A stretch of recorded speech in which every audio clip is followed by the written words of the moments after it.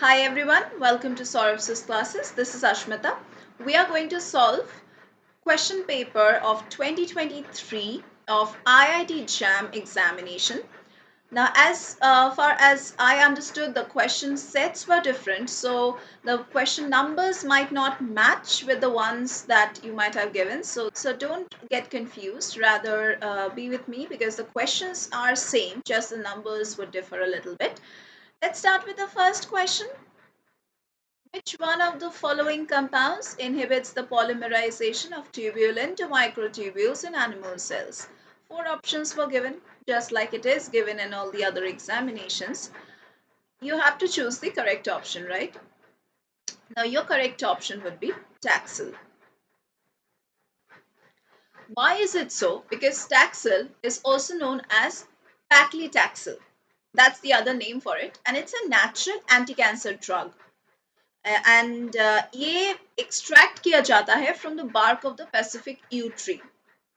तो टैक्सल को हम जान सकते हैं कि ये इनहिबिट करते हैं डीपॉलीमराइजेशन ऑफ द माइक्रोट्यूब्यूल्स, जो रिजल्ट में स्टेबलाइजेशन ऑफ माइक्रोट्यूब्यूल्स में हेल्प करते हैं and it also helps in preventing their break down during cell division processes. ये ऑल्सो हेल्प करते हैं प्रिवेंशन में ऑफ द माइटोटिक स्पिंडल, ताकि माइटोटिक स्पिंडल ना फॉर्म हो एंड ये बहुत ही एसेंशियल है फॉर सेल डिवीजन।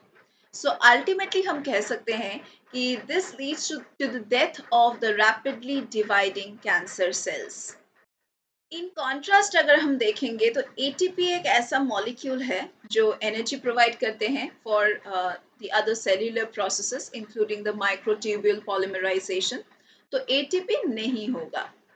अगर हम थाइमोसिन की बात करेंगे तो थाइमोसिन एक पेप्टाइड हार्मोन है जो रेगुलेट करते हैं इम्यून सिस्टम को and has till now it has no known effect on the microtubules.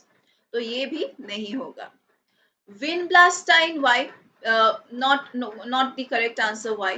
Because vinblastine एक एंटी कैंसर ड्रग है जो बाइंड करते हैं ट्यूब्यूलिन को एंड ऑल्सो ये प्रिवेंट करते हैं माइक्रोट्यूब्यूल फॉर्मेशन को by inhibiting the polymerization of, and ये ऑल्सो प्रिवेंट करते हैं माइक्रोट्यूब्यूल फॉर्मेशन को by inhibiting the polymerization of tubulin सब यूनिट्स।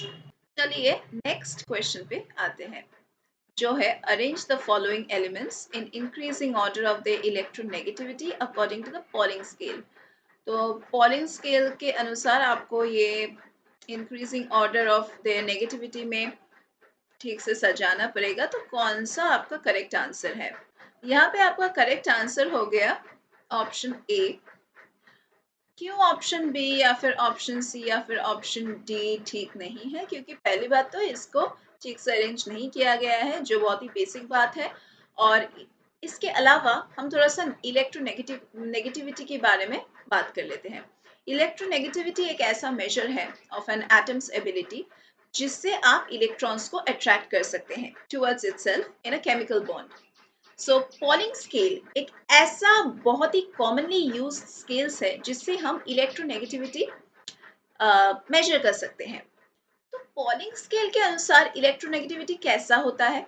इलेक्ट्रोनेगेटिविटी इंक्रीज करता है from like left to right.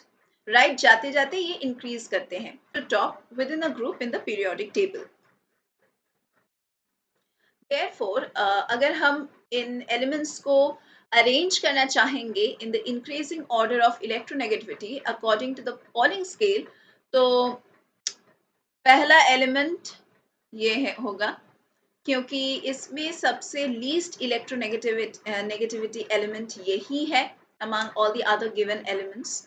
And उसके बाद होगा सोडियम।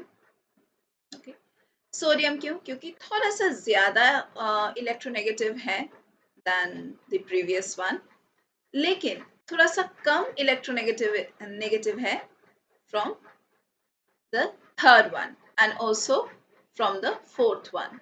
तो ऐसे कंपेयर करके हमें इसको चूज करना है और सजाना है। तो ये हो गया हमारा करेक्ट ऑप्शन।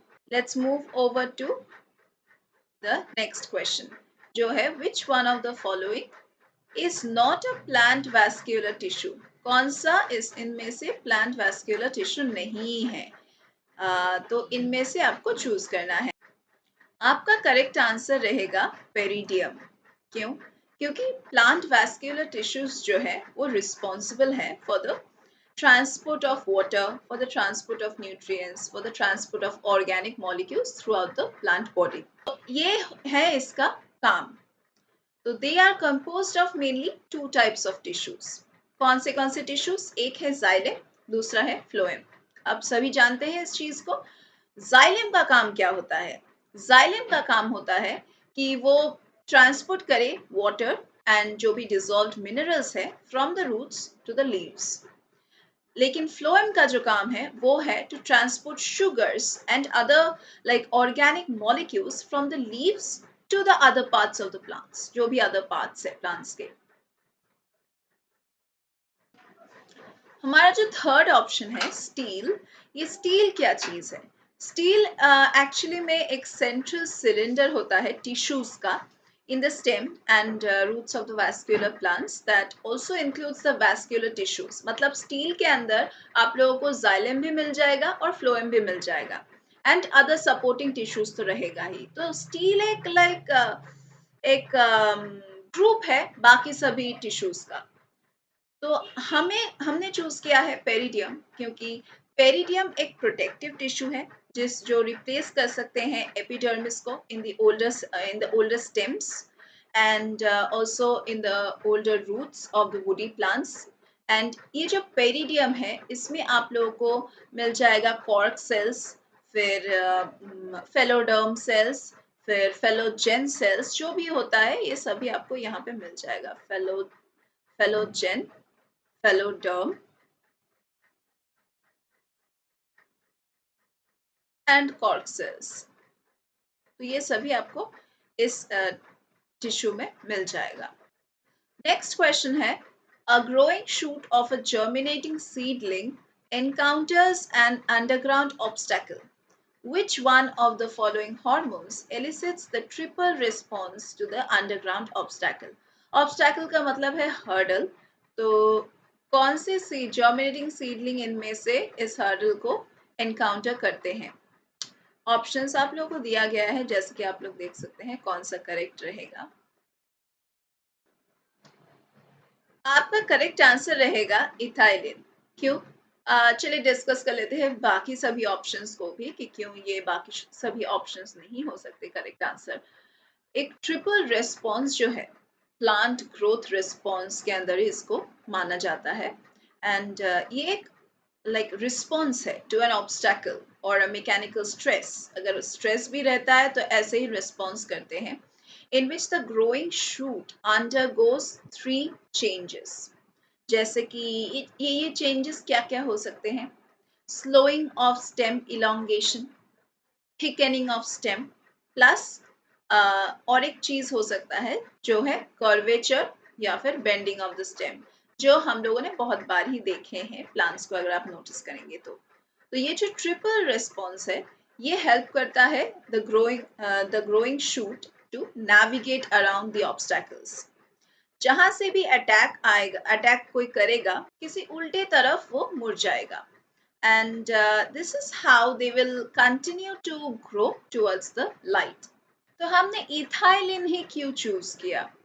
क्योंकि इथाइलिन एक gaseous plant hormone है that is involved in a variety of plant growth and also in a variety of developmental processes।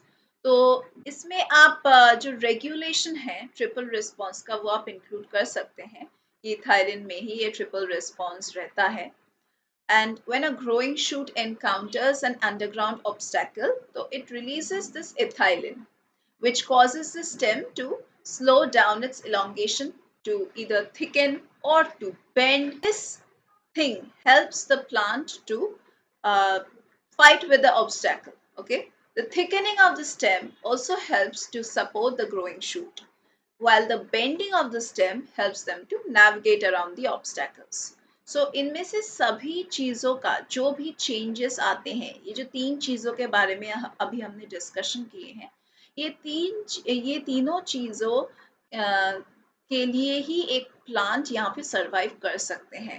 क्योंकि अगर आप अटैक करेंगे किसी को तो वो तो उस हिसाब से अडेप्ट हो जाएगा, राइट? तो प्लांट भी ऐसा ही एक नेचुरल चीज है जो खुद से ऐसे खुद को डिफेंसिव मोड में रखता है ताकि उसको कोई अटैक नहीं कर सके, उसका सर्वाइवल प्रोसेस में कोई हिंड्रेंस ना आए, ऐसा ही वो परफॉर्मेंस देता है। अगर हम बाकी सभी कॉन्ट्रास्टिंग ऑप्शंस को देखेंगे तो ये जो ऑक्सिन है, साइटोकिनिन है, या फिर जो गिबरेलिन्स हैं, ये सभी ऑप्शंस एक्चुअली में प्लांट हॉर्मोन्स हैं जो इन्वॉल्व होते हैं in other plant growth and developmental processes. लेकिन ट्रिपल रेस्पॉन्स में जो रेगुलेशन लगता है, जो भी प्रोसेसेस लगता है, उसमें इन लोगों का योगदान कुछ भी नहीं है। ठीक है, तो that is why our option was option C. Next question रहता है, लास्ट क्वेश्चन आज के क्लास के लिए, which one of the following pairs of antibodies contains the J chain in their multi numeric form. यहाँ पे आपका आंसर रहेगा ऑप्शन बी। क्यों? क्योंकि ये जो जे चेन का जो जिक्र किया गया है, ये जे चेन एक पॉलीपेप्टाइड है। ये एक पॉलीपेप्टाइड है।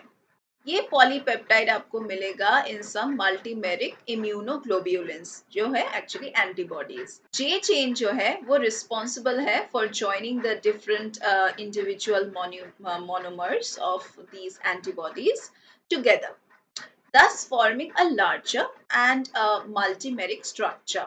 तो इसमें से जो आपको फर्स्ट ऑप्शन मिल रहा है, ये एक डाइमेरिक एंटीबॉडी है। डाइमेरिक एंटीबॉडी,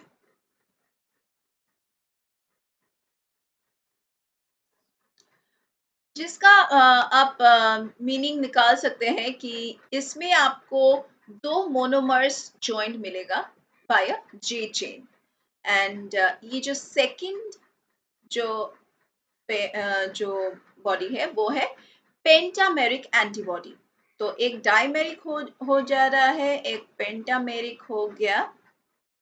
तो पेंटामेरिक एंटीबॉडी का मतलब है पेंटा, फ्रॉम द वर्ड इटसेल्फ आपको पता लग रहा है कि यहाँ पे 5 मोनोमर्स है, 5 monomers are there which is joined together by a J chain.